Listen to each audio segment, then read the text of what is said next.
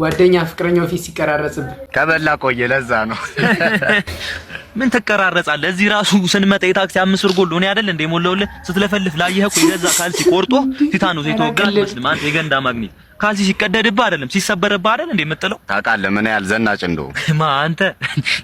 ካሞራ ቂጥ ስርቀን ሙሉ ስትዞር ብትል ኩሷን አጠለብህ አንተ የሰው ቡሌ ይኸውልሽ ይገርምሻል ከሆነ ጓደኛዬ ጋር ማለት ነው በ5 ደቂቃ ውስጥ ያካል ላያክም እያሉላ እናስይዝበት ነበር መጠጥ ቤት እኮ ይዤ እኮ ማለት ነው በረዶ ሳይ እንደ የከበረ ድንጋይ ብሎ እኮ አዋርዶኛል እኮ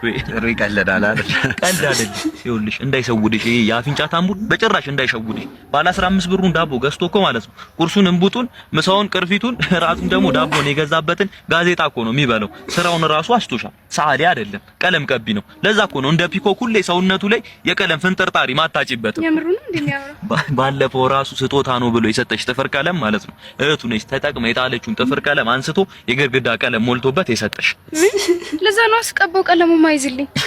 ይኸውልሽ ግዴታ ቀለሙ እንዲዝ ማለት ነው አሸዋና ሲሚንቶ ተቦክቶ ጥፍርሽ ላይ መለሰን አለበት ቴካዌ ነው እያለ የሚያመጣልሽ ምግብ ራሱ እኮ ገዝቶ እኮ አይደለም እኮ ከእርዳታ ድርጅት የተቀበለውን እኮ ነው ስልኩን ራሱ ተቀበለሽ በተው ማለት ነው ሌላ ሁለት ፍቅረኛ ሞልቶ ስልኩን ተቀበለሽ ኮንታክት ውስጥ በገቢ ዘገየ ብረታ ብረትና አስቻለው ስጋ ቤት የሚሉ ስልኮች አሉ ሁለቱም ላይ ብትደውይ ሴቶች ነው የሚያነሱት ያንቺን ስልክ ራሱ አበበ ደላለው ብሎ አንድ ሲቪ ያደረገው ምን እንደ ጠገበ በግ ይዘጋል ንገራታ